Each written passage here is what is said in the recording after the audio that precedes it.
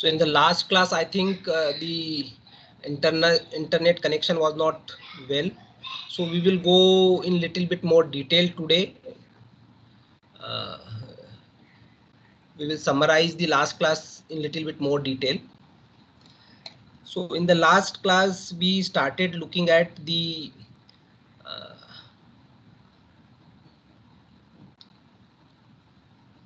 okay, just wait. Okay, so in the last class, we started looking at the different analogies. Those are used for calculating the heat transfer coefficient. Okay, so what we said is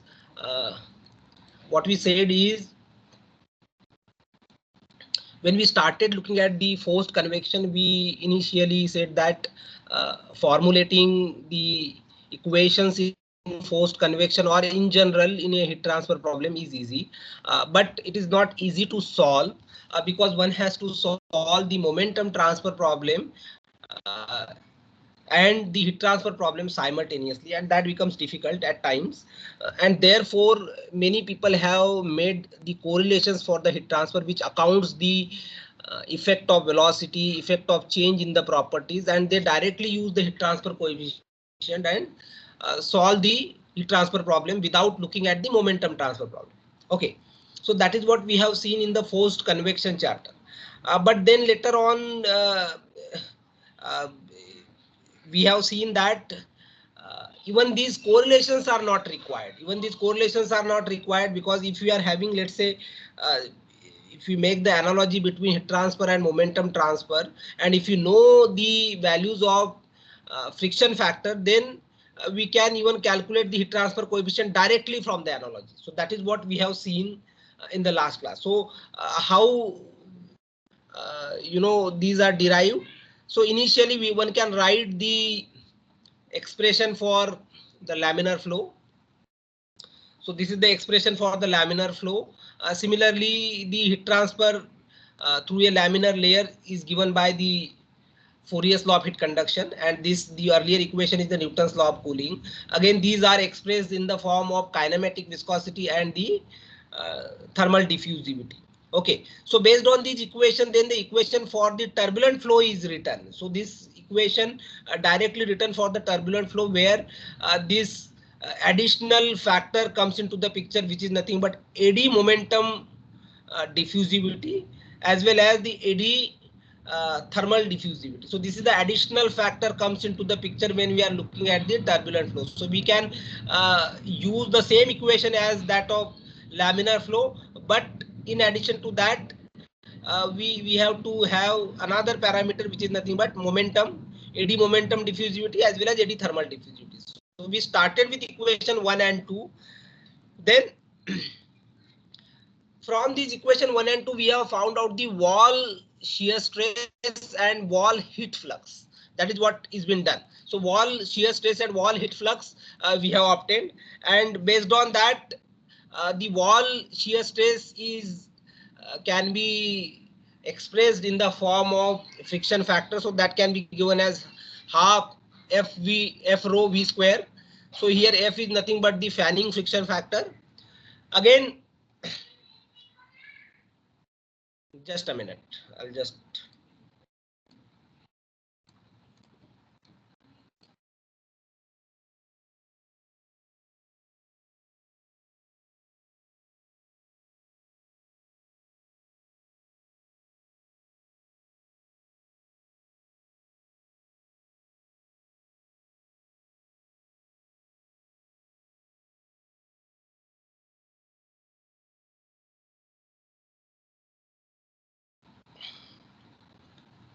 Okay, so the slides are visible. Hello. Yes, sir. Okay. So then what we said is we will find out the dimensionless velocity gradient. So dimensionless velocity gradient d u bar by dr at the wall we have obtained from this equation, and that can be written in the form of friction factor and eddy momentum diffusivity.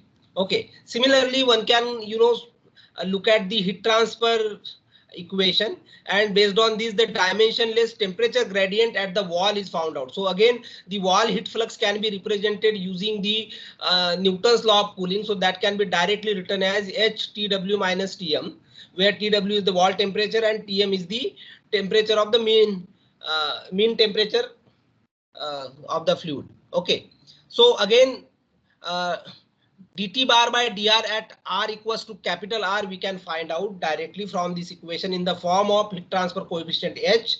So once we have obtained the dimensionless velocity gradient and dimensionless temperature gradient, then based on this what Reynolds proposed is the Reynolds is saying that this velocity gradient and the dimensionless temperature gradient at the wall are equal.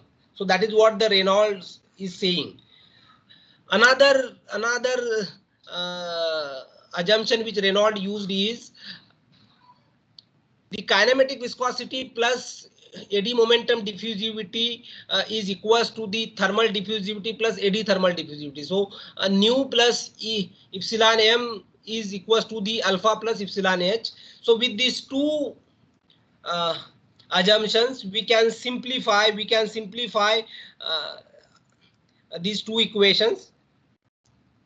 So the velocity gradient is equated to the temperature gradient first, and then nu plus epsilon m is equated to alpha plus epsilon h. So these two factors get cancelled out in this equation number 6, and then we can rearrange this entire thing in the form of dimensionless group. So what finally we get is Stanton number can be given as f by 2.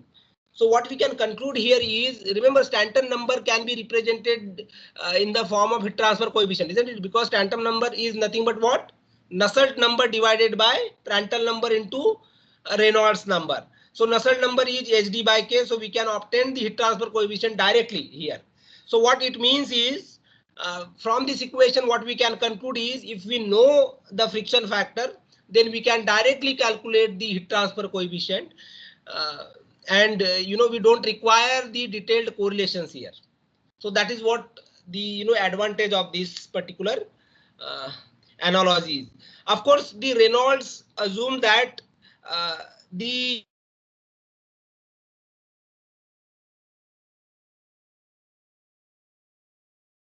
close to this pipe wall, even though your flow is turbulent, but close to this wall you will always see there will be a laminar sublayer.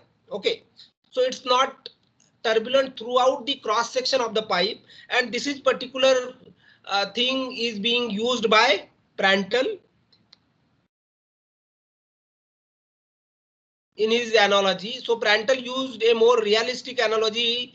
It assumes eddy transport in the turbulent core and diffusive transport in a laminar sublayer. So what he gave the equation is again the Stanton number is represented as f by 2 divided by 1 plus 5 under root f by 2 into Prandtl number minus 1. So this is a slightly more complicated equation, but still this particular equation is also a function of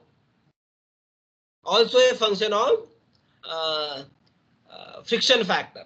Okay, again some more analogies are given. So there is one more analogy which is given by Chilton and Colburn. So what they have given is Nusselt number divided by Reynolds number into Prandtl number raised to 1 by 3, and that is given as f by 2. Again here the friction factor can be represented as 0.046 Reynolds number raised to the power minus 0.2, or JH factor. JH factor is nothing but just f by 2. So that can be given as 0.023 Reynolds number raised to the power 0.2. Okay. So this is what we have seen in the last class. Let me just project the forced natural convection.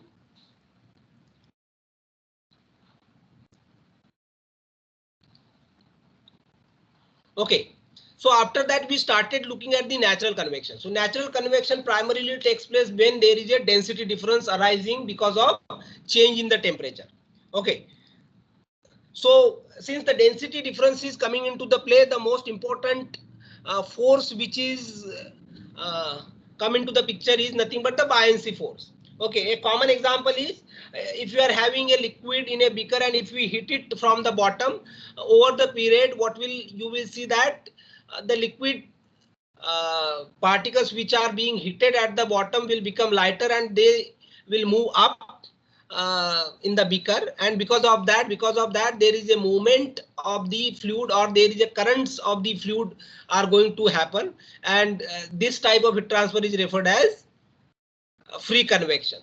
Again, in this case, you can clearly see that the turbulence or the motion of the fluid is caused purely by the uh, density difference because of change in the temperature, and there is no mechanical or externally imposed force applied. Okay. Numerous examples one can see for the free convection in real life. A common example is there are several steam pipes are going in the industry. These are insulated outside, and very often the temperature of this insulation is higher than the temperature of the ambient, and therefore the free convection takes place from the insulation surface to the ambience. Okay. Again, what we see in here is the unlike the boundary layer which we have seen for the forced convection, the boundary layer in natural convection is slightly different. So if you look at the temperature boundary layer which is shown here by a blue colored line, so here the temperature at the wall is higher. At the wall is higher, so TW is higher than T infinity. So T infinity is the free stream temperature, and you can see there is a gradient between T infinity to TW as shown here by a blue colored line. But in contrast to this, if you look at the velocity profile, so since free convection always takes place when initially the fluid is uh, is at a stagnant condition. So fluid is initially at the stagnant condition, and since this wall is being heated, the lighter fluid particle moves up, which causes the motion inside the fluid. And therefore, if you look at the velocity profile is something like this, which is so if you compare this velocity profile with a typical velocity profile which we see in the forced convection. So in the forced convection, the velocity profile is so initially you will see the velocity at the wall will be 0, and then it will gradually increase, and that will match to the free stream velocity as we move away from this flat plate. But unlike that, in this particular case, you can see since the temperature is higher near the wall, but still because of no condition, the which gradually increases and then it decreases and becomes 0 as we approach to the free stream velocity. So free stream velocity here is 0. Okay. So clearly this velocity profile is slightly different than what we have seen in a forced convection. Okay. Then what we have seen is similar to what we have discussed in a forced convection. The formulating the problem is easy. So here also we started with the Navier-Stokes equation, and then in the Navier-Stokes equation, this pressure gradient is replaced by the density here, and based on that we will get a buoyancy force directly here.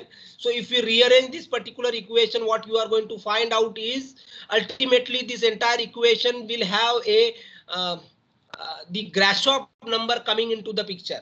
So if you wanted to solve this particular problem, what you have to do is you have to first solve a Navier-Stokes equation, then you have to solve a energy balance, which is shown in a equation number 2, and in addition to that there will be a continuity equations. So clearly solving this is slightly difficult computationally, even though formulation is easy.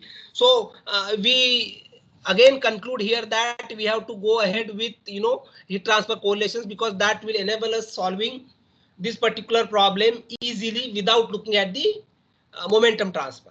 Okay.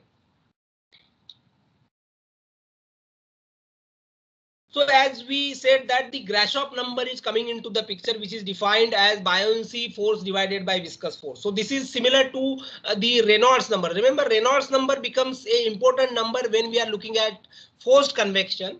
In a similar manner, Grashof number becomes important when we are looking at the free convection or a natural convection. So Grashof number is defined as buoyancy force divided by viscous force. Okay. Again, very often we combine this Grashof number with Prandtl number.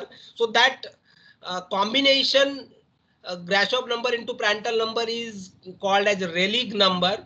So this is similar to Piclet number. Remember Piclet number we have seen in forced convection, where Piclet number is nothing but Reynolds number into Prandtl number. So similar to that, in this case there is a Rayleigh number. So for a laminar to turbulent transition on a flat plate, if the Rayleigh number is greater than 10 raised to the power 9, then there is a transition from laminar to turbulent flow. Okay. Again, coefficient of volumetric expansion is given as -1 by rho d rho dou rho by dou t at constant P. Again, for an ideal gas, this can be given as beta is given as 1 by T, where T is nothing but absolute temperature. Okay. Again, we have looked at the dimensional analysis. So if we do the dimensional analysis, here you can see the heat transfer coefficient is related to thermal conductivity, specific heat, density, viscosity, and this additional factor which is come into the picture is beta into G. So here beta is nothing but coefficient of volumetric expansion. G is the acceleration due to gravity, and delta T is nothing but the temperature difference. So here these two additional factors are coming into the picture, beta G and delta T. Okay. So if you perform the dimensional analysis similar to what we have done in a forced convection, in fact, this is already been done in the book. So you can look at the dimensional analysis for the forced convection, for the free convection. So what you are going to get it here, if you represent heat transfer coefficient like a power law relationship as shown here, what you are going to get is Nusselt number is related to Prandtl number as well as Grashof number. So that is what you are going to see. So what it means is, we can conclude here is that whenever we are looking at the natural convection, all my correlations should be in the form of Prandtl number and Grashof number. That is what we can conclude here. In what form? That form is not defined. If you remember our Buckingham pi theorem, so it only gives me the information that what are the different dimensionless numbers which are going to be important. How these are arranged in a correlation, that is not been said in the Buckingham pi theorem. So the two dimensionless number, which are nothing but Prandtl number and Grashof number, are going to be there in the correlations. In what form? That depends on how people have rearranged their correlations. Okay. So different correlations are given.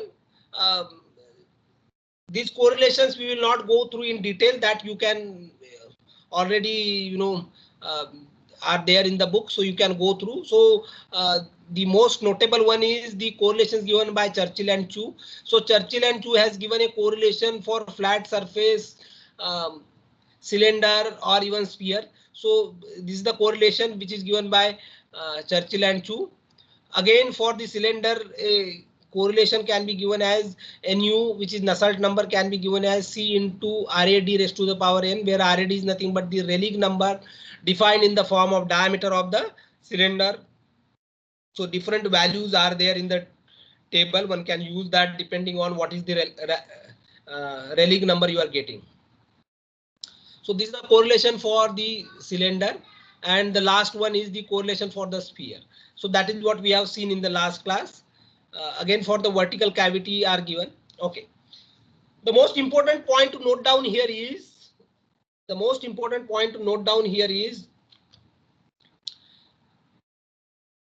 we have looked at the forced convection separately, we have looked at the natural convection separately, but there are several situations in which both can be present simultaneously. So how we can decide which regime is actually present in my heat transfer system.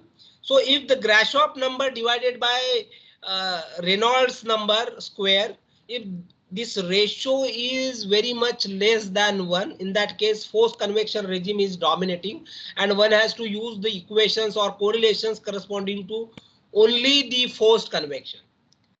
If the ratio of Grashof number divided by Reynolds number square, if this ratio is greater than, very much greater than 1, in that case free convection regime is dominating, and one has to use the correlations which are discussed in a natural selection regime. But when this ratio is nearly equals to 1, in that case both forced convection as well as natural convection are present. Okay, so how to calculate heat transfer coefficient in such situations? Because the correlations for forced convection as well as natural convection are going to be different, and how the heat transfer coefficient obtained from each of these correlations are whether this has to be added directly or this should be added in a specific form, that we have to look at. So these are not added directly. It's not that we have to calculate the transfer coefficient separately for forced convection, separately for free convection, and we can add them directly to get the total heat transfer coefficient. It is not, because this forced convection and natural convection, these are intertwined with each other in such a way that such addition is not going to be the correct one, isn't it? So in such cases, the heat transfer coefficient is obtained using this additional equation which is given here. So Nusselt number raised to the power m, this is the Nusselt number corresponding to the effect of both natural convection as well as forced convection, and the individual Nusselt number for the forced convection raised to the power m plus or minus individual Nusselt number for the free convection raised to the power m. So this particular equation is used here, plus and minus, this has to be used depending on whether the direction of the natural convection is in the direction of the flow or not. If it is in the direction of the flow, then we have to use a plus sign. If it is opposite to the direction of the flow, in that case one has to use a negative sign. Again here the this exponent m, a typical value of this exponent is around 3, which is the recommended value. Okay, so this is, thereafter we have seen one more problem solved, so we will not go into detail. So that is what we have seen in the forced, that is what we have seen in the natural convection in the last class. Okay, so I thought I should summarize it a little bit more detail, because I have seen the video of the last lecture, which is not clear because of the poor internet connection and all. Okay, so is it all right? Hello, are you all able to hear me out? Yes, hello, sir. Okay, so let us start with the new topic, that is nothing but boiling and condensation. Okay, so let me just project the today's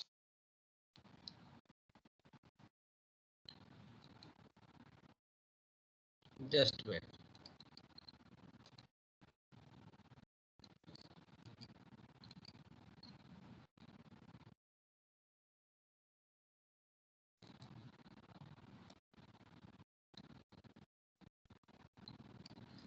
Okay.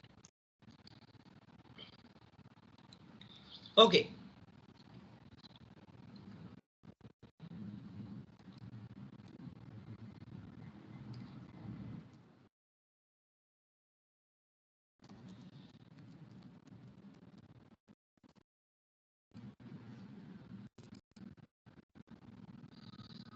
So are the slides visible to everyone? Hello. Yes, sir. Slides are visible to everyone. Okay. Okay. So far what we were looking at is the heat transfer without the phase change, but heat transfer with phase change is commonly used in the process industry, isn't it? If you look at the process industry, the heat transfer with phase change is so common that one has to look at these things in more detail. Okay. So again, if you look at the typical values of rate of heat transfer, so typical values of rate of heat transfer in boiling and condensation is much higher than the rate of heat transfer in conduction in convection in general. The reason for that is, if you look at the typical conduction and convection heat transfer. There the heat is transferred from the surface to the bulk of the liquid. That is what happens. But if you look at the boiling or condensation, mostly the heat transfer takes place in a thin layer which is very close to surface. And that is why the rate of heat transfer or the heat transfer coefficient in general for the boiling or condensation where the phase change takes place is much higher compared to a typical rate of heat transfer which we see in the conduction and the usual convection type of heat transfer. Okay, so are you all able to get what I am trying to say? So if you look at boiling and condensation, typical heat transfer coefficient or a rate of heat transfer is much higher compared to that we see in a conduction as well as in convection, typical convection. Again, there are numerous examples for such type of heat transfer. For example, in power plants, there is a phase change takes place. Also in reboilers in distillation column. These are the examples of boiling. Similar to that, examples of condensation are condensation column, condensation of the steam for heat transfer in process plant. So these are the commonly seen examples in the process industry. Again, if you look at take a very simple example. Again a very simple example that there is a beaker. Okay, and in the beaker we are hitting the liquid from the bottom. So what is going to happen is initially as boiling proceeds, small vapor bubbles are going to start forming. So small vapor bubble starts forming, and these bubbles collapse even before they reach to the top. Okay, if you further increase the temperature difference, if you further increase the temperature above the boiling point, so what you will see that evaporation from the free surface takes place. So whatever the surface of the beaker is there, the evaporation is taking place from the surface itself. Okay, not from the bottom. Okay, if you further increase the temperature, what you will see that these bubbles are going to form vigorously at the bottom of the liquid, and then these rise up through the liquid, reach to the surface, and then escape from the surface. So this is what happens as you increase the temperature of the liquid at the bottom. Okay, clear? Is it clear? So initially there are small, bubbles starts forming at the bottom, but even before these bubbles reach to the top of the, maybe I'll just draw a figure, then you will able to understand.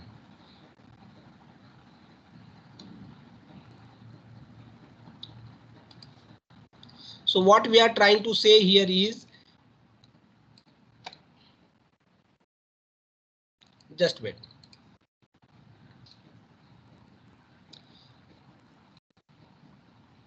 So initially you will see that there are bubbles are going to form at the bottom. Bubbles are going to form at the bottom.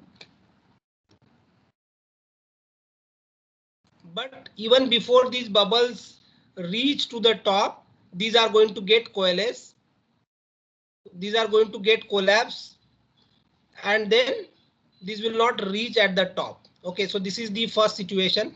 This is the first situation where bubbles are getting formed. This is the first situation where bubbles are getting formed. So slides are not visible. Slides are not visible. Okay.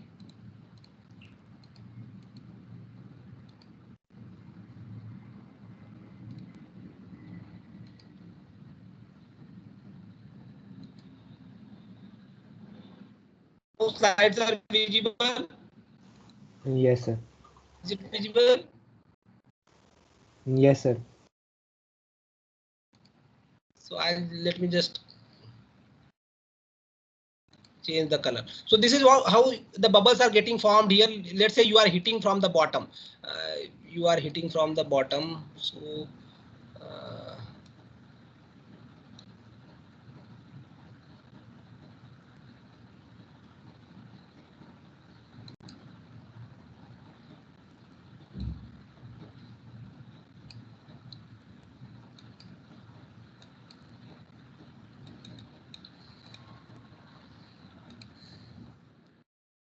So let's say you are hitting from the bottom.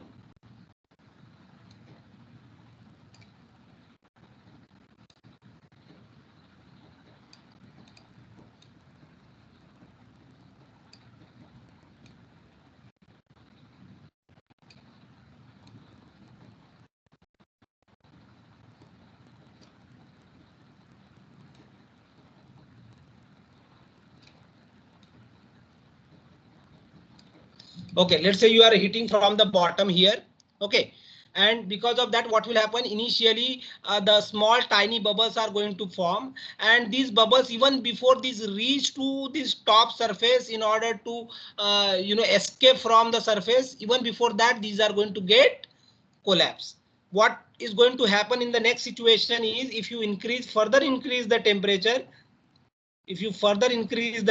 what you are going to see is there is a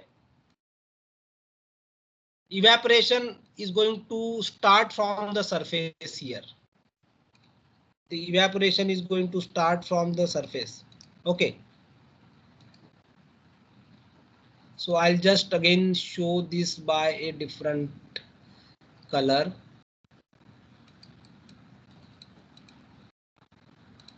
Okay. So evaporation is going to start from the surface. Something like this.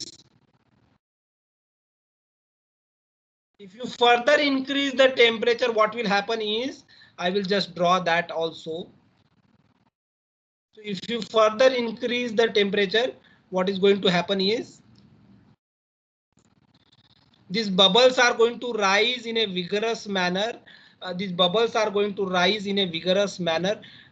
Creating a jet of the bubble. So what it means is, if you further increase the temperature, what is going to happen is,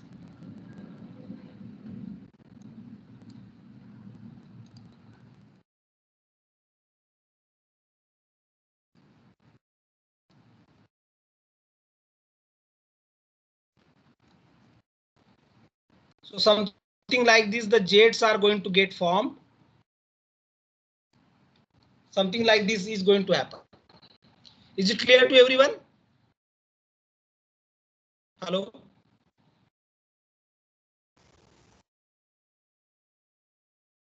Is it clear to everyone?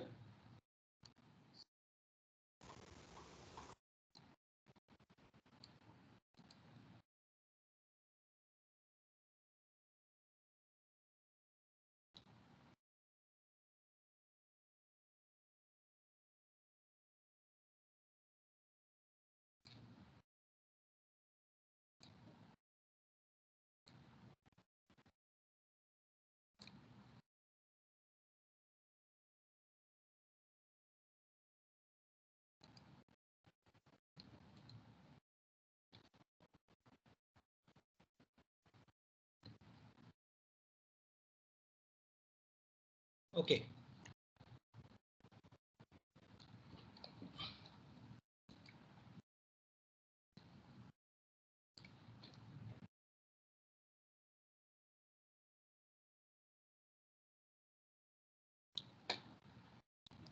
Okay, so let us look at this particular phenomena even in more detail. Okay, so let me just go to the next slide. Okay, now consider a pool boiling experiment. So now in pool boiling experiment, what is being done is, there is a electrically heated wire. Which is immersed in the liquid. Am I audible and the slides are visible? Hello? Yes, sir. So there is a electrically heated wire is there in between, as shown in the figure here. Okay, and the heat is supplied to this wire by changing the voltage. So changing the voltage and the current, how much amount of heat which can be supplied, that can be regulated here. Okay, so consider an experimental setup having an electrically heated wire immersed in the liquid that supplies the heat required for boiling. The rate of heat input is calculated from the measured values of applied voltage and current. So depending on how much voltage and the current is flowing through this wire, one can pinpointedly find out how much heat is supplied here. Okay, the measurement also gives the resistance. So if we know the resistance of this wire, we can find out what will be the surface temperature of this wire. So surface temperature of this wire one can obtain directly measuring the resistance. Again, the surface heat flux QS can be directly obtained from the rate of electrical heat input and the area of the wire. So if we know the area of the wire, we know how much heat we have supplied. If we divide that, we can find out what is the heat flux QS at this surface of the wire. That can be obtained directly. Again, a set of temperature flux data can be generated by changing the applied voltage over a reasonably wide range. So what it means is, by changing the the temperature difference or the heat flux, basically the different data is generated over the wide range, just to see how the heat transfer is going to occur when there is a boiling happening in the liquid. Okay.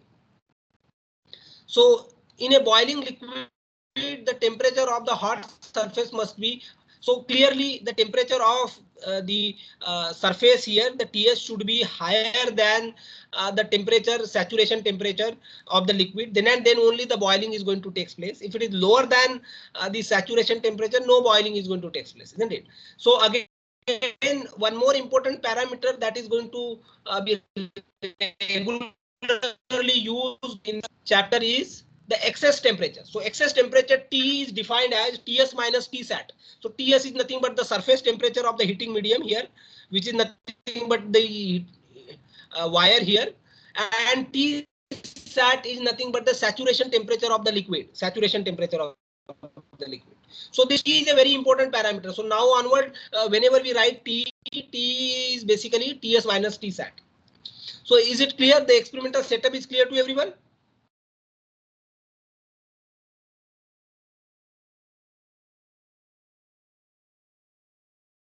Yes, sir. Okay. So now in this particular experiment, as we increase the T, corresponding heat transfer coefficient we can measure, or corresponding rate of heat transfer, heat flux we can measure. Both can be measured. You are going to get the same graph. So in this particular graph, we have shown the heat transfer coefficient HB. So B here, subscript B stands for boiling. So this is nothing but the heat transfer coefficient for the boiling, and log value of these are plotted here on the y-axis, whereas the scale is directly log on the x-axis. So I have not given the values. Maybe I'll just add the values also. So this is 0.0.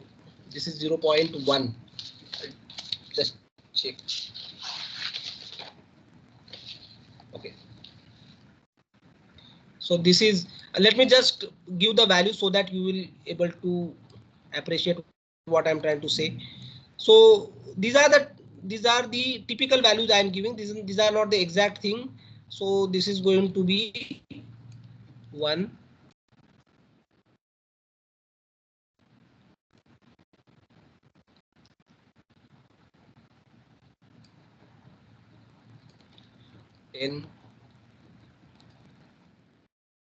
So these are plotted on a log scale. So this is going to be 100. So what we can see here is, as the excess temperature increases, excess temperature increases,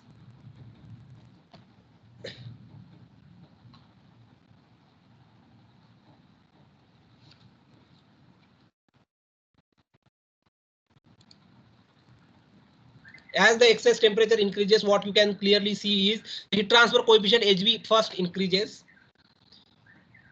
with a linear manner up to this. Then the rate of increase in HV is slightly more here in this region. It further increases with a higher rate. It goes to the maximum value here at D. Then it starts decreasing. And further it also increases. If you increase the excess temperature T, which is nothing but Ts minus Tsat. So that means what? This is the temperature above the boiling point, above the saturation temperature. So if you increase the temperature above the saturation temperature initially, you will see the rate of heat transfer increases with a linear manner. Then the rate of heat transfer increases slightly with a more rate, and it moves to a point D, and then it starts decreasing and then it further increases. So let us look at this characteristic, boiling curve in a manner.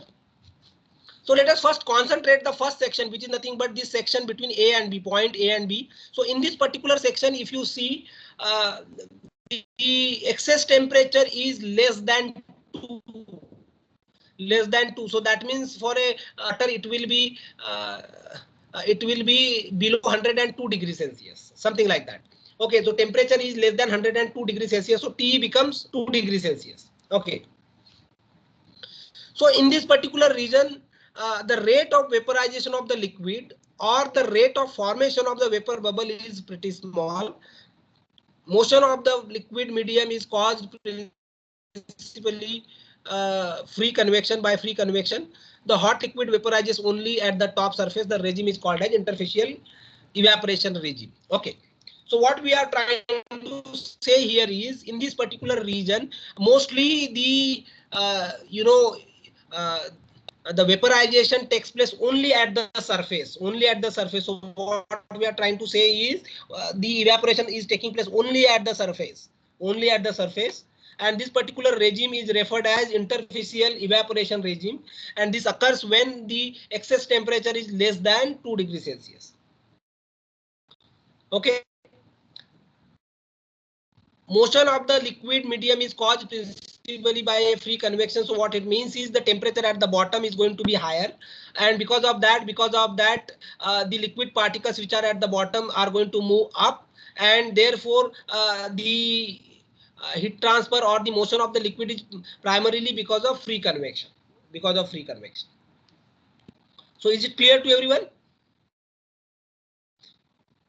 Now let us look at the next regime. Next regime is between B and D. There are two sub regimes are there, BC and CD. So we will look at both these in more detail. So this section BD is a very important region. Mostly if you look at the boiling heat transfer in the industrial systems is mostly done only in this particular regime. So boiling in the industrial system is performed only mostly in the regime which is between B and D. So that is called as a nucleate boiling. So this region A to B is a interfacial evaporation regime. From B to D, it's a nucleate boiling.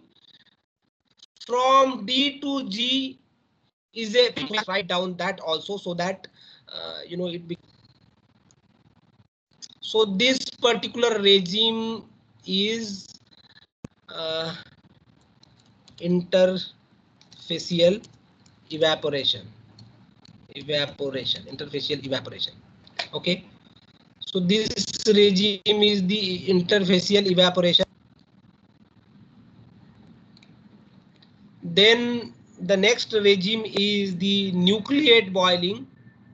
So next is nucleate boiling. Up to this, it is a nucleate boiling.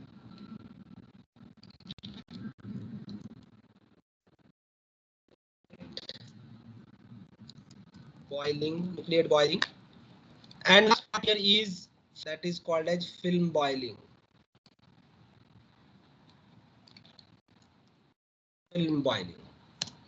Okay.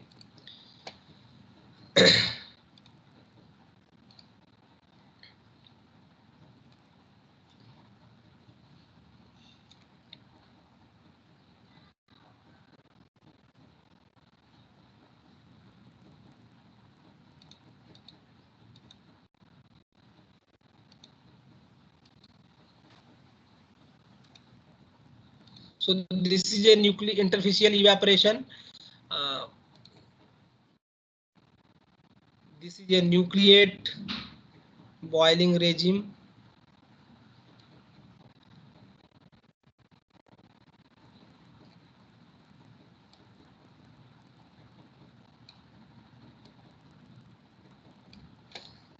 I'll just take it up a little bit.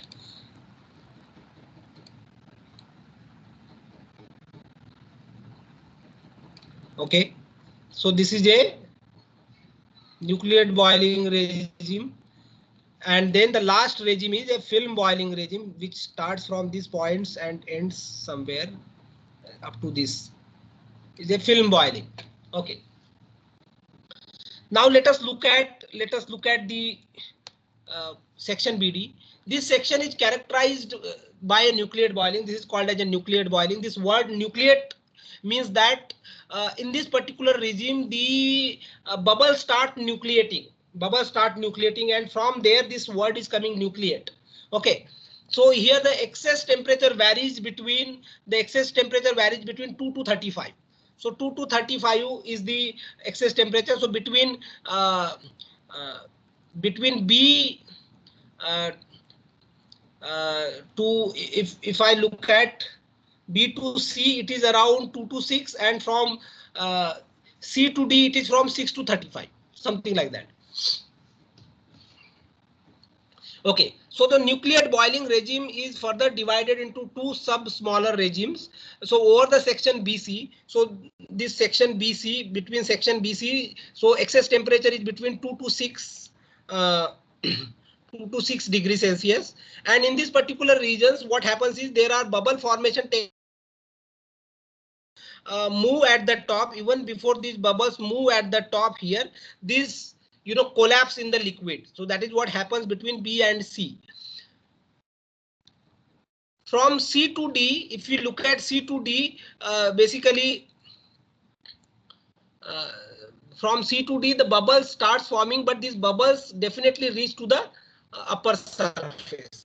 That is what happens from C to D. So that is the difference between BC and CD. So over the section BC, the excess temperature is between 2 to 6 degrees. Isolated bubbles are formed at the surface of the wire, but most of them collapse before reaching the free surface of the liquid. Because bubble formation at a reasonable rate starts at B, this point indicates the onset of nucleate boiling. So basically the point B here, up to this there is no bubble formation takes place, only the evaporation takes place only from the surface. So this is referred as interfacial evaporation, but the bubble starts forming only from point 2 onwards. So this is the onset of nucleate boiling. So from B to C the bubbles starts forming, but even before these bubbles reach to the top surface at the interface, these collapse in the liquid itself.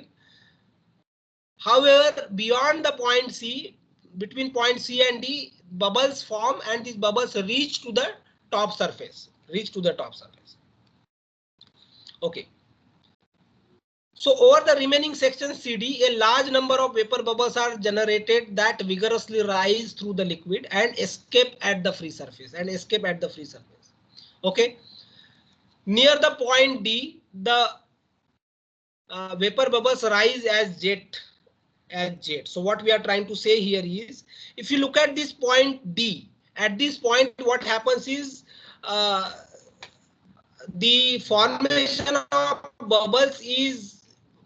bubbles becomes so vigorous that there is a formation of jet takes place, like this, as shown in this particular figure.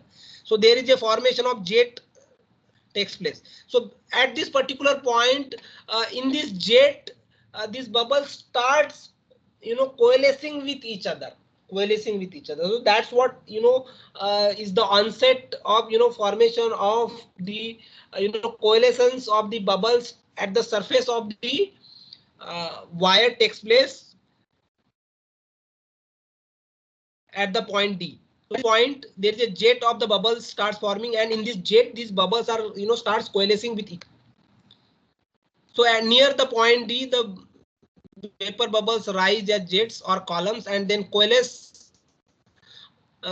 of the vapor bubbles also occur because of intense motion generated in the liquid. Okay. Okay. So now in this particular region, when we are looking at this region C to D, here you can see, starting from B, the rate of heat transfer or heat transfer coefficient HB is growing with a higher rate. It is going with a higher rate, unlike the region A to B where it was more or less increasing linearly. So what was the reason? The reason for this is from B to D, there is a formation of the bubbles takes place, and as these bubbles move up in the liquid, it also adds the turbulence in the liquid, and because of that, the rate of heat transfer, or in general the heat transfer coefficient, increases with higher rate compared to the interfacial evaporation regime. Is it clear to all? Hello? Yes, sir.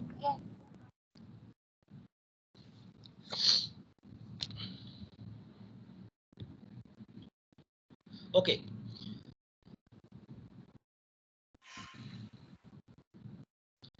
So let's look at the vapor bubbles rise as jets or columns, and then coalescence of the vapor bubbles also occurs because of intense motion generated in the liquid. So let's look at the section DG.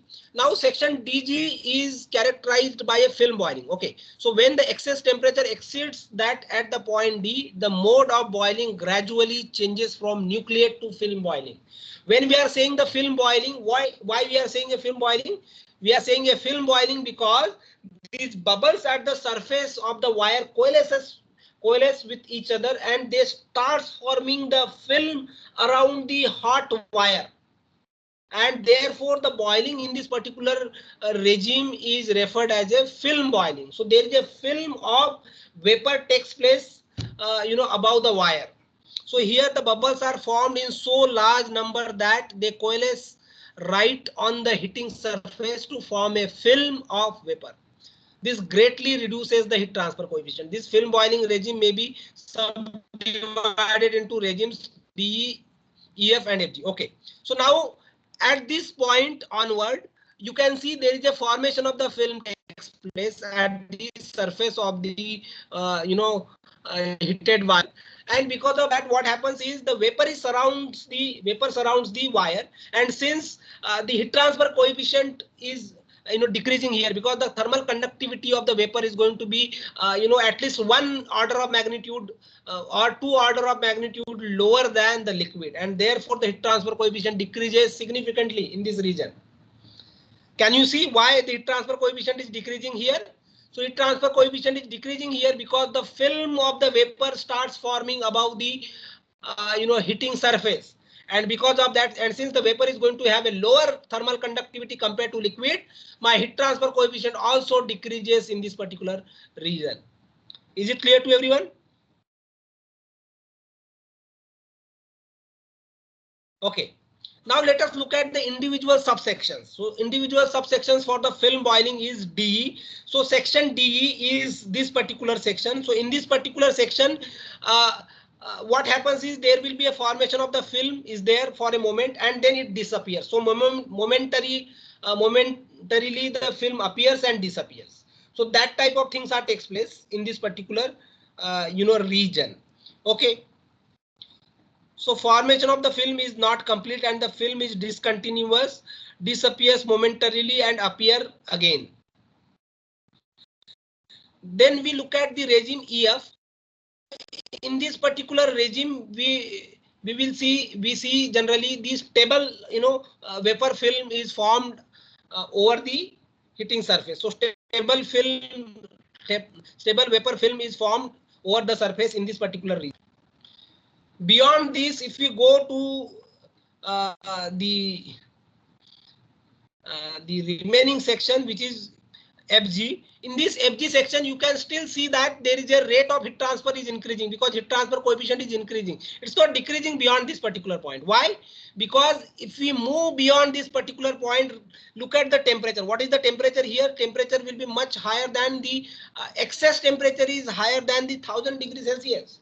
So what it means is, in this particular region, the radiation starts dominating, even though there is a resistance because of the film formation. But since the additional mode of heat transfer is coming into the picture, which is nothing but radiation, and because of that, the rate of heat transfer starts increasing in this region.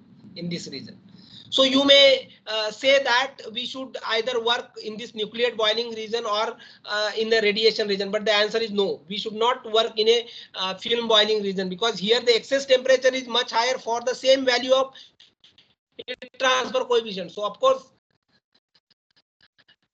so the region which is of interest as per the industrial operations are concerned is nothing but B2D. Section B2D is the region of interest, which is called as nucleate boiling region.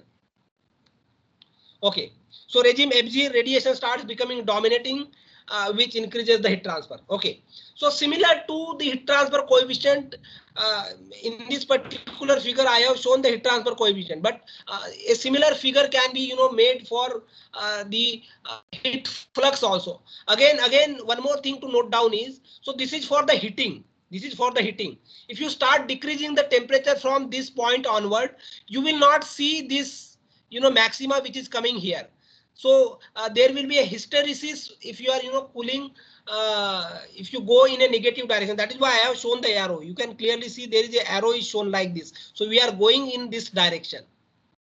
But if we are coming back in a opposite direction by cooling the heating surface, in that case this maxima, this dome shaped part of the curve will not be there, and you will directly come from this point to the point B, as shown here by a dotted line.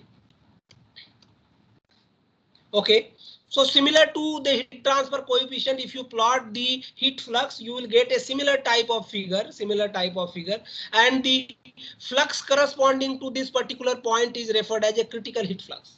So this critical heat flux is very important, because most of the correlations, if you see, this critical heat flux is important to obtain. This okay, so we will see, whenever we will see the correlations, we will look at this. The correlations are in the form of critical heat flux. So that is why it has been identified here. Another important thing, the term which is used in a boiling is a dancing or bouncing of the droplets. So this type of thing you might have seen in your daily life if you are cooking in the kitchen. So if there is a hot pan, and if you put some water on that hot pan, you will see these bubbles, there is a bouncing and dancing of the bubbles takes place, and this type of thing is called as Leidenfrost phenomena. So this is just for information. If something, somebody asks you what is Leidenfrost phenomena in boiling, so it's nothing but the dancing and bouncing of the droplets on a hot pan. Okay. Okay, now let us look at the mechanism of nucleate boiling. Mechanism of the nucleate boiling. So remember, in a boiling, there is a formation of the bubble takes place. So whenever there is a curved interface between liquid and gas is there, in such cases Young-Laplace equation is used, where Young-Laplace equation gives me the difference in the pressure. So PV minus PL. So PV is nothing but the pressure in the vapor space, whereas PL is the pressure in the liquid. So this difference PV minus PL is related to the surface tension, or a surface tension. So this is given as 2 rho by this is given as 2 eta by R. So here, sorry, this is 2 sigma by R, 2 sigma by R. So here sigma is nothing but the surface tension. Okay. This again, let us look at some more detail here. So the superheated liquid, for example, if you are having a superheated liquid, so the bubbles will not, some nucleation is required for formation of the bubble. It is not going to happen, as you cross the temperature. For a case of water, let's say if you increase the temperature just above the 100, there will not be a formation of the bubble. That is what we have seen in the last example, isn't it? But if you still increase the superheat, so initially there will be a metastable system, the way we have seen here. Here you can see there is a metastable system. So there is no formation of the bubble is taking place here, even though the temperature is above the 100 degrees Celsius. So this metastable, system will not go as it is for a long time, and any disturbance lead to the formation of the bubbles. Okay. So in the superheated liquid, the tiny bubbles can form in the liquid as referred as a homogeneous nucleation. So if the bubbles are start forming in the liquid itself, these are referred as a homogeneous nucleation. And if these bubbles are starts forming phase, these are referred as a heterogeneous nucleation. Again, from this equation, one can clearly see that the pressure inside the bubble, is higher than that of the neighboring liquid, uh, okay. So now let's look at some more details how the bubble formation takes place in the nucleate boiling regime. So the pressure difference PV minus PL can be related to the liquid superheat by using the Clausius-Clapeyron equation, assuming that the vapor phase behaves like an ideal gas. So Clausius-Clapeyron equation can be given by this equation: d ln P by dt given as LV by RT square, where LV is nothing but the latent heat of vaporization and R is the universal gas constant. So now this particular equation we can integrate between the pressure limits of PL and PV. So here again one can see that the T1 is the temperature of the superheat liquid, PL is the pressure in the superheated liquid, Tsat is the corresponding boiling point. The vapor in the bubble is in the thermal equilibrium with the liquid. The vapor temperature is also at TL. As the vapor is saturated, the pressure in the bubble PV is equal to the vapor pressure of the liquid at the temperature TL. So here this equation can be integrated between these limits of PL and PV, and again the temperature is going to vary in this case as Tsat to TL.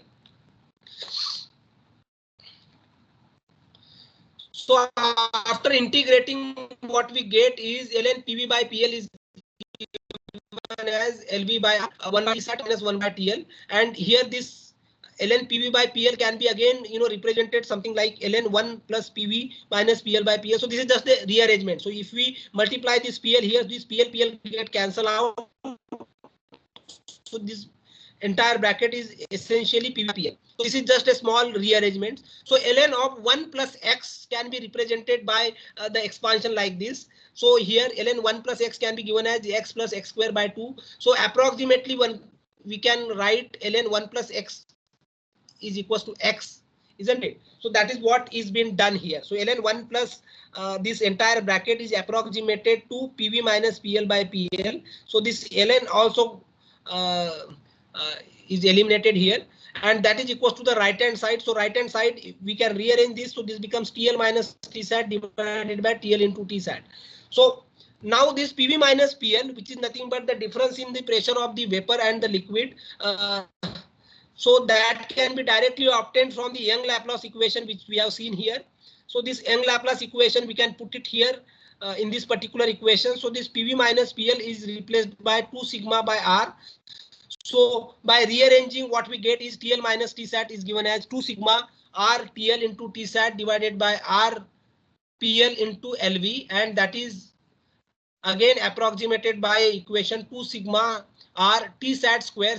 Since TL and Tsat will be very close to each other, we can have just the square of the saturation temperature divided by RPL LV. So by this equation, one can pinpointedly find out, in order to have a bubble of a radius R, how much level of superheat or excess temperature is required. So TL minus Tsat is nothing but the excess temperature, isn't it? So how much excess temperature is required in order to form a bubble of radius R, that we can directly obtain in an approximate manner using equation number 1. So I think we will continue the further things in the next class. Let us discuss something on. So we will continue from this point in the next class. Is it all right? Hello? Yes, sir, it's fine. So we will discuss the material after this in the next class. Why? Because we will require some time to discuss about what to do about your re-minor. So uh, I got some anonymous emails from the students for not to conduct re-minor, and I see the point also in their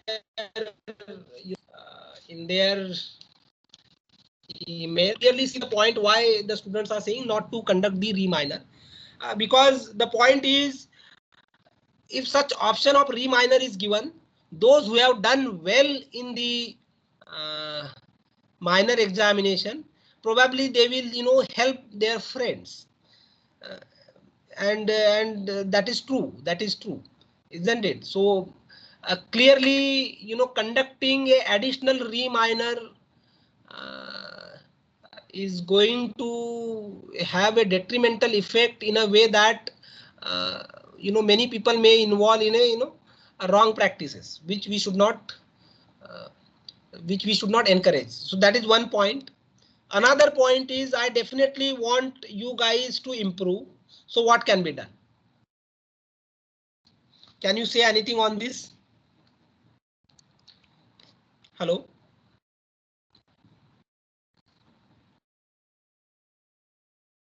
Hello? Hello, yes, sir. Your concern is quite valid. I think so. We can discuss in class and let you know if something can be done about this. So another, see, the point is, uh, many students, again, even if I allow one or two students to write the re-minor, I will allow only those who have informed me before the end of the examination. So there are only two students who wrote me email much before the end of the examinations. So only those students will be given a chance to write the re-minor. Rest all who have written the examination for a complete time period and not done well, this option is not available for them. Why?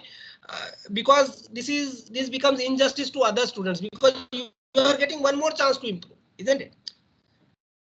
So that I feel is not correct. So either I wanted to make it even for everyone, or otherwise will not be given to anybody, isn't it? Because giving a chance to write a re-minor only because you have messed up in your examination. Of course, I'm not saying that is a representation of your intelligence. You all are intelligent. I'm always saying this. There's no question about your intelligence. You all are intelligent. That is by far guaranteed. When you set foot in this institute, that was guaranteed that you are intelligent. It's all about that. You might not have done well on that particular day because of some, that can happen with anybody, isn't it? Somebody who scored well in one day may not score well on another day, because of your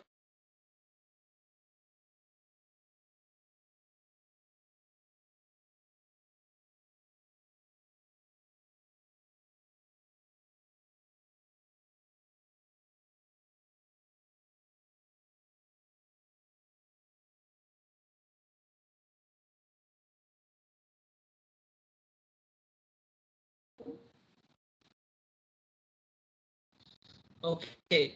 Sorry, my internet got lost. So am I audible? Yes, sir. You're audible now. Hello. Okay. So another option could be, I don't want the other students also to get penalized. Maybe they are having some genuine uh, reason for messing it up. But no way I can figure out whether their reason is genuine or not, isn't it? There could be some students who might be having a genuine reason. Absolutely genuine.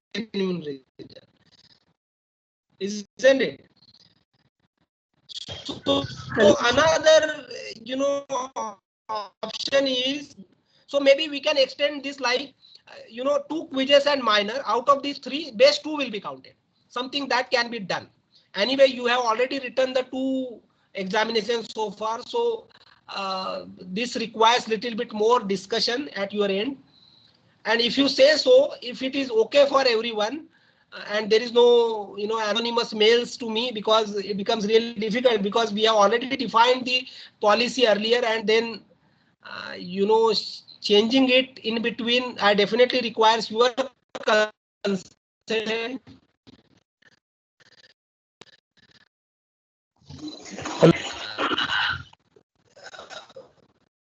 So, so the another option could be, out of these three examination, best two will be counted. So again, there will not be any re-minor.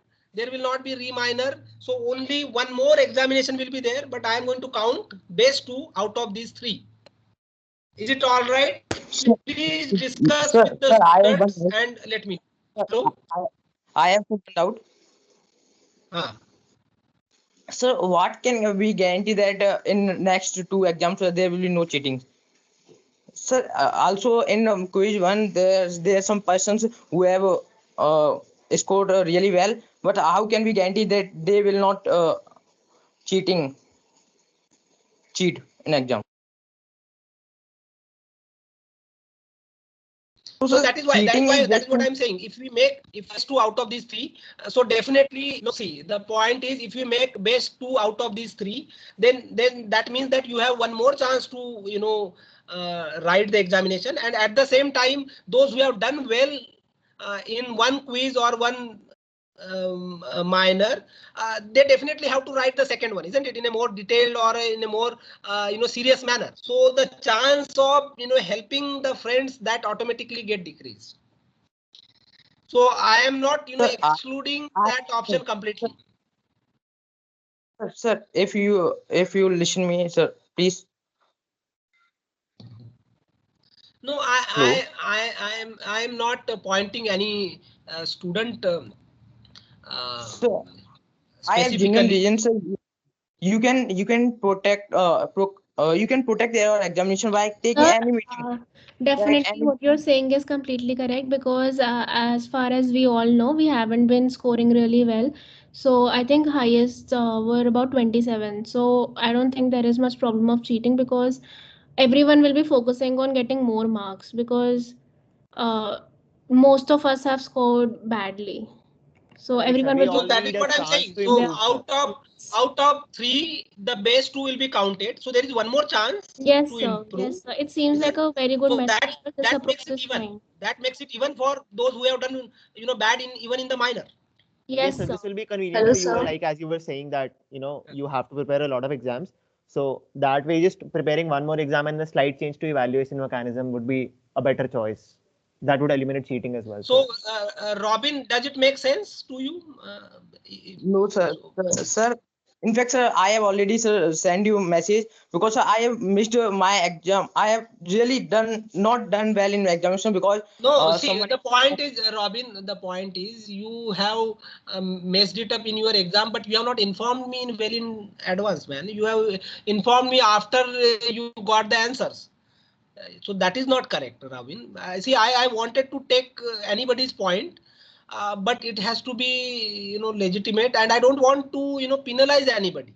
Your reason could be, legitimate also. And there are students who informed me well before the end of the examination. They have informed me that there is some internet problem at my end, and please allow me to write a reminder later.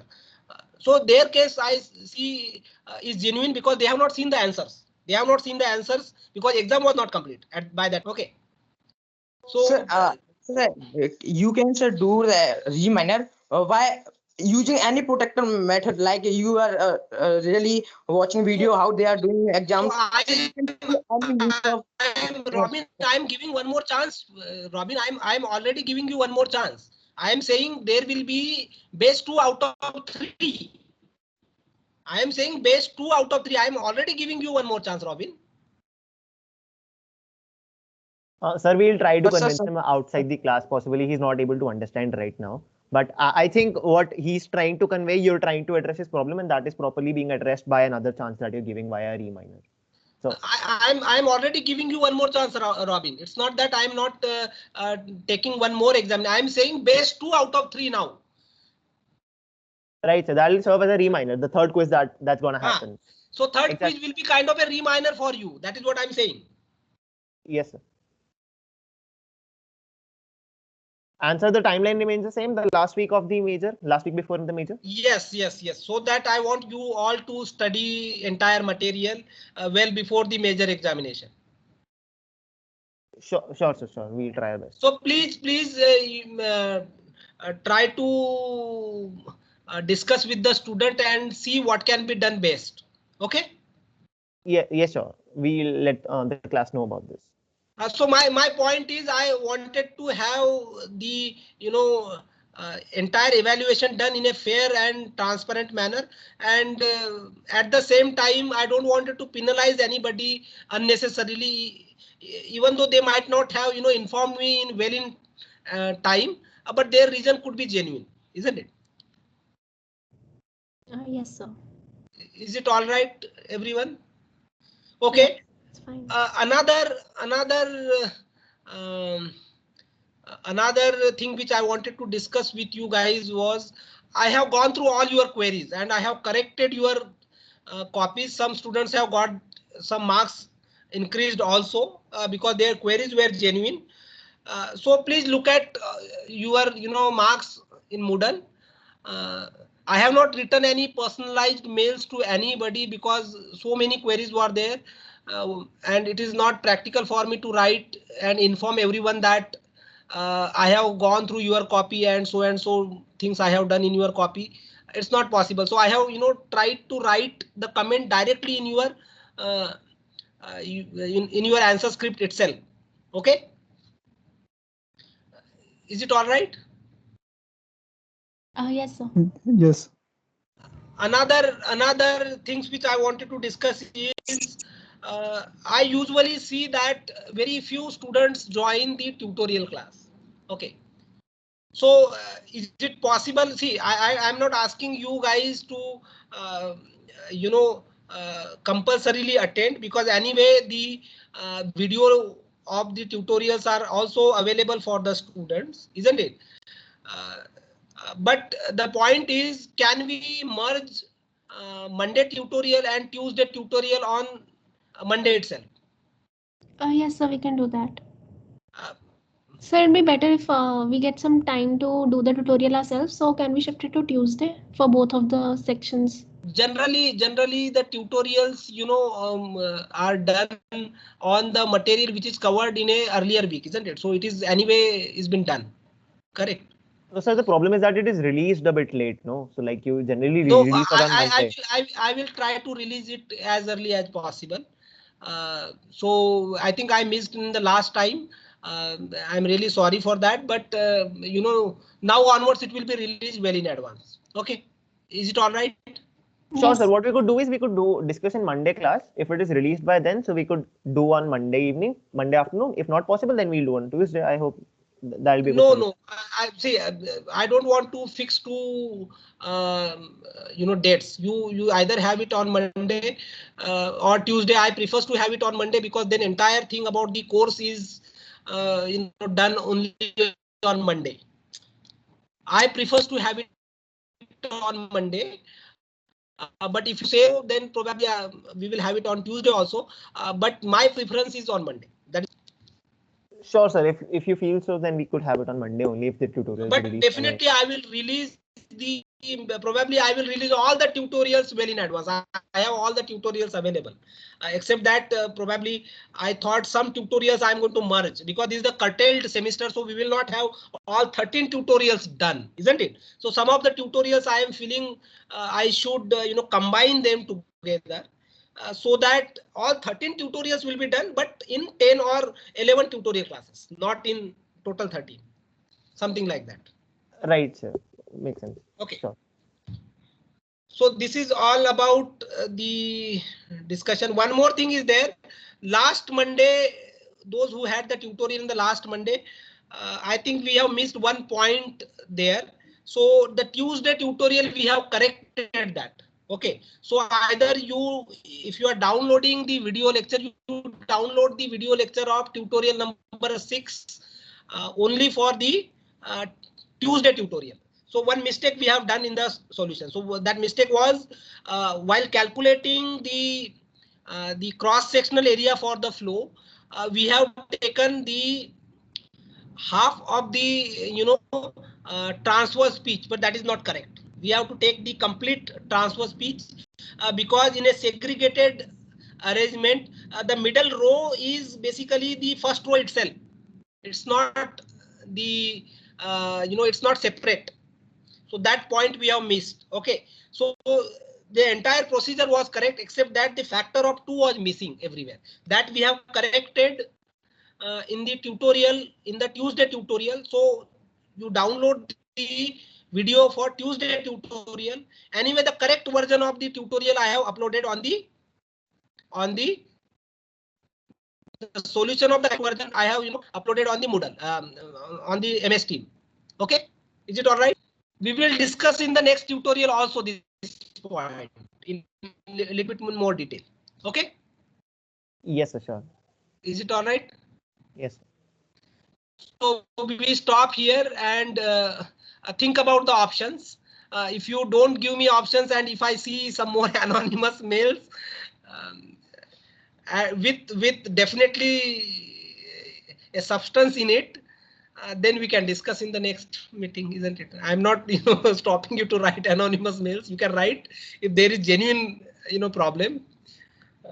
But I think more or less it will be converged now. I'm just joking. More or less it will be converged. So just check whether we can have best 2 out of 3. Okay. All right, sir. Okay, guys. See you on Monday. Hello, sir. Yes, please go ahead.